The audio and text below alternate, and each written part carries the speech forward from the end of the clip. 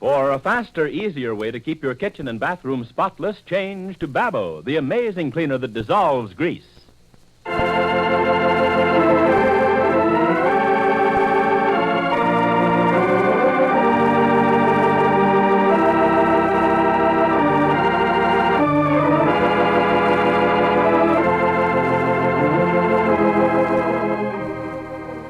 The makers of Babbo present Laura Lawton, the story of what it means to be the wife of one of the richest, most attractive men in all America. The story of the conflict between love and riches in a world so many dream of, but where so few dreams come true.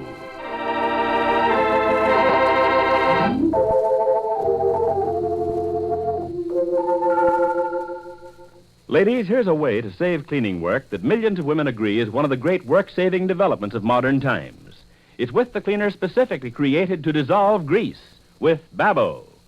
You see, 90% of your daily scouring is caused by grease that holds dirt. Babbo melts the grease away, does most of the hard work for you. With grease dissolved, dirt and stains wipe gently off. Try Babbo for cleaning your pots and pans, stoves, sink, and bathroom fixtures. See how you save precious time, save work. Today at your grocer's, get Babbo, B-A-B-O.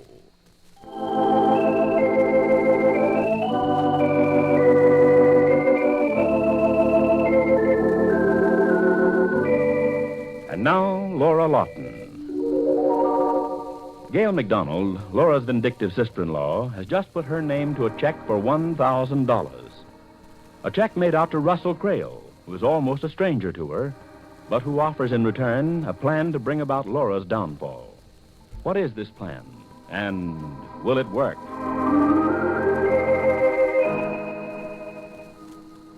Meanwhile, Laura and May Case, secretary to Laura's husband, Peter Carver, are in the office of his attorney, Richard Lane. And May is now saying... We may be exaggerating this thing entirely, Mr. Lane, but both Laura and I felt that you should have some ideas on the subject anyway. Richard, May is right. We may be running off in all directions. I don't think we are, but at the same time... let's look at the record, Crale, Russell Crale is his chap's name, is the brother of the chief engineer on the Anne Bonny, the ship that's lost off the coast of Brazil somewhere. That's it, Mr. Lane. Oh, now come, May. Don't let's be so formal. After all, you've known me since Peter and I used to be taken to the circus when we'd come home from boarding school. Well, that's true, Dick. I just think if I call you Mr. Lane, you'll be less apt to tell me I'm foolish. It won't stop me from thinking it. If you are foolish, which I doubt very much. Richard, the thing that worries both of us more than anything else is the fact that Gail is involved with this young man. She's having dinner with him. Well, Laura, don't you think that's something for her husband to worry about? We don't want Angus to know. Well, what do you achieve by protecting Angus in that fashion, Laura? Angus ought to know. Well... In other words, the situation resolves into two problems. The one between Gail and Angus, and the one concerning Peter and the loss of the Anne Bonny. There's the lawyer, May, don't you see? You and I were tackling it as one problem. Well, you have to sort things out, Laura, otherwise you'd be in a dreadful mess. Well, I think we're in one now. You see, Dick, Russell Crale came to see Angus with quite a tale of woe about the family, the loss of his brother. All of which would have been convincing and understandable except for his attitude, which implied that Angus had married into the shipyards and was sitting very pretty. And then Angus was worried. He felt with Peter away, possibly Russell Crale would get in touch with me, which he tried to do, but he met Gail instead. And Gail, who has always been something worse than foolish, is there having dinner with him. Where is she having dinner? We don't know. Oh, that's something of a disadvantage, May. Laura, couldn't you have found out? Well, I irritated Gail so that she won't tell me anything. I forbade her to go. And that was the dynamite that set her off. Gail's quite a stormy petrel, isn't she? Yes, we've always had trouble with Peter's sister. She's so willful. Well, what will we do now, Richard? Peter's looking for the ship. He's away. He'll probably be away for some time. What can we do home here so that he won't worry? I'm not sure, Laura. We'll have to think about it. We've got to find Russell Crale first. We've got to find out what cards he has and how he expects to play them. Well, I thought of looking up the family. I thought May and I could call on them and find out that way if there's some respectability there. Yes, you might do that. We'll think about it. May thinks that he's probably going to play around with some blackmail. Oh, I'm probably being melodramatic, Dick, but after all... Oh, you're not being melodramatic, May. That's probably what he's planning, a very smart confidence game. And, of course, Gail will fall for anything. How do I reach Angus? Oh, Dick. Now, look, May, Gail is Angus's wife. He's got to know she's being foolish. He's got to step in there and give some orders. Well, I wish I'd been able to establish some friendship between Gail and me in the years that Peter and I have been married. Here is Peter away, and I have no guidance for Gail. I can't do anything for her. Well, not because you don't want to, Laura, or because you're not competent. Only because she's selfish and spoiled. Peter's never done anything to make her any different. Well, I'll get hold of Angus and have a talk with him. You two girls stop worrying. Oh, Dick, you're very kind. Only don't call me a girl, after all. Oh, don't bristle, May. You're the youngest 60 I ever saw. She thinks you're humoring her, Richard. Well, I think I'll go back to the penthouse now and wait for a call from Peter. Will you tell him any of this, Laura? Oh, certainly not. Well, what could he do? That's true enough. All right, let Angus and me handle this thing. We'll have everything right for you in no time. You watch. Well, I hope you don't make Angus too unhappy about Gail. That would be a shame. He'll take over. Angus is all right, Laura. I've known him some time. Well, you go along and just worry about Peter. Everything else is in our hands.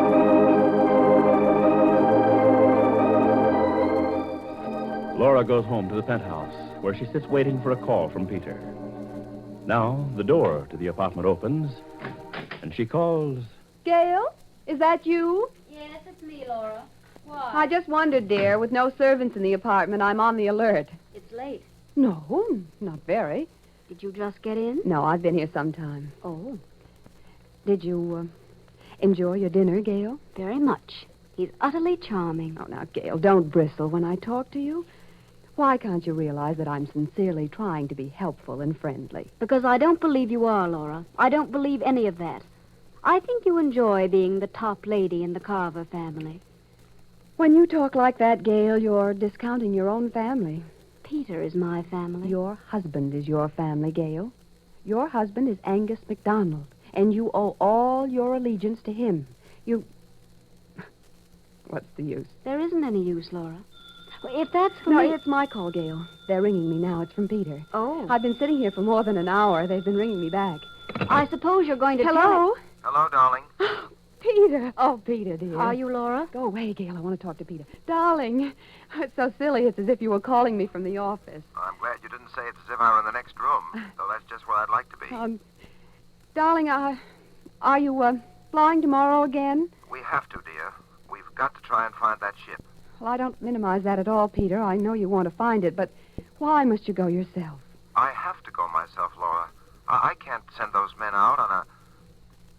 Darling, I want to go. You were going to say you couldn't send those people out on a difficult mission. Well, now, darling, I didn't call you up to talk to you about this kind of nonsense. I called you up because I was lonesome. Oh. And all you do is scold me. Now, that isn't kind. That isn't being a devoted wife. How are things back home? Oh, fine, darling. Just fine. Have you got Gail towing the mark? You have to keep her in line, dear, and you're the one to do it. Now, you're not to worry about a thing. Well, all I'm worrying about is how soon I can get home to you. Are you happy? How can I be happy without you, Peter? Don't be silly. You sound depressed. Well- Oh, now, darling, we'll find that ship. Don't think we won't. We'll find it, do you hear? Yes. And I'll be home. Look here, will you do something for me? Yes, Peter. Look up some of the families of the men aboard her, will you? I think it'd be good if you'd call. Oh, You can get the names from Angus. He's looking up the crew from the owners, and it would just be a gesture, but I think it's worth making. all right, Peter. Thanks, darling. Look, I've promised not to use up too much time on this call. I'll telephone you again tomorrow night. Yes, dear. And I'll be home soon, I promise. I'll be home very soon. Oh, God bless you, Peter. Be careful. Goodbye, darling. Goodbye, my sweet. Well, you didn't tell him. No, I didn't tell him, Gail. He'd have said it wasn't any of your affair. Perhaps, but I think you're wrong. Let's not talk about it tonight. Let's not talk about it. I'm worried about Peter, Gail. And don't make me quarrel with you, too. Please, at least let me worry in peace. Well, for heaven's sake, Laura, why do you worry about Peter? Well, it's a dangerous mission, Gail. They're flying very low to try to find the ship. They'll be going into all sorts of coves and harbors and beaches looking for the Anne Bonny. Peter will be all right. He told me to do something, Gail, which may or may not involve you. What? He told me to look up some of the families of the crew of the Anne Bonny to call on them. Well, what a coincidence. Yes, it is, rather. I could begin with Russell Crale. Of course, I thought Angus told you not to let him in. I thought that was the big thing you were telling me, Laura, that we mustn't see this man, that he's wicked, and so on and so on. Gail, and here you are trying to see him yourself. He's very fascinating, Laura. Very fascinating indeed. Gail, how can you talk like that? Well, after all, Laura... Gail, try to remember, try to believe, rather, that I'm ready to love you because you're Peter's sister. Now, don't fight me all the time. Don't be so antagonistic. You're hysterical. I think I'll go to bed. I can't bear emotional conversations, and this is beginning to be one. Oh, by the way, I'll try to get Russell to call on you. I think I can persuade him, but I'm not sure. Sleep well, Laura. You're looking awfully tired these days.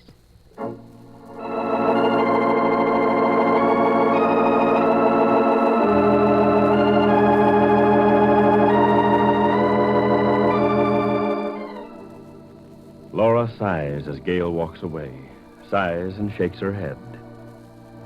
What does a meeting with Russell Crale hold for Laura Lawton?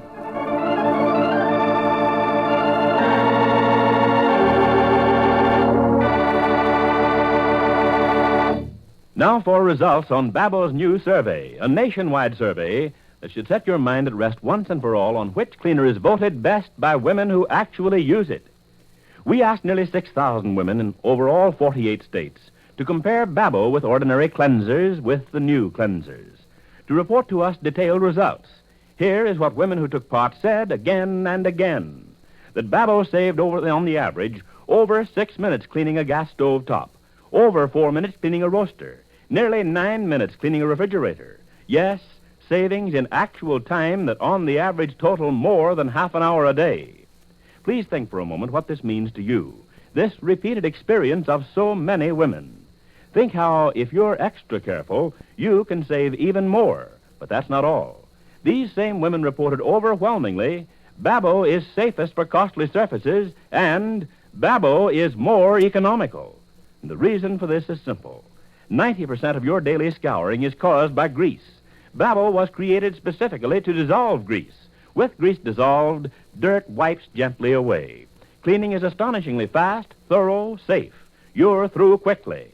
So profit by the pleasant experience of so many women. Switch to Babo. Use it for cleaning your pots and pans, kitchen and bathroom fixtures. As you use it, notice also that Babo is white, the color of purity. Stays white even when wet. Above all, see if you don't save even more than half an hour a day. Today, get Babo, B-A-B-O. For convenience, get 2 cans. Keep 1 in the bathroom, 1 in the kitchen.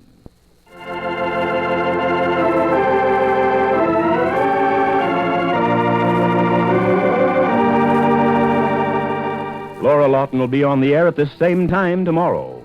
Ford Bond speaking, and asking you to remember that Laura Lawton is brought to you by Babo, the grease-dissolving cleaner. So tune in tomorrow. And meanwhile, clean those pots and pans and sinks the easy way with Babo, B-A-B-O.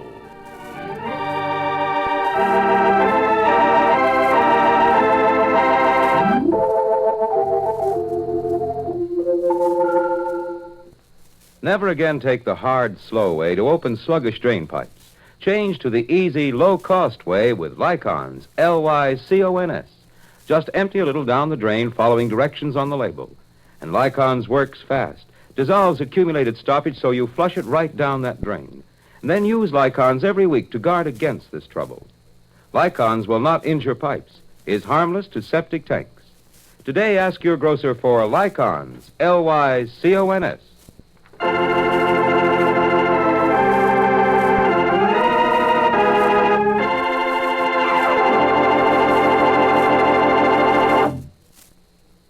This is NBC, the National Broadcasting Company.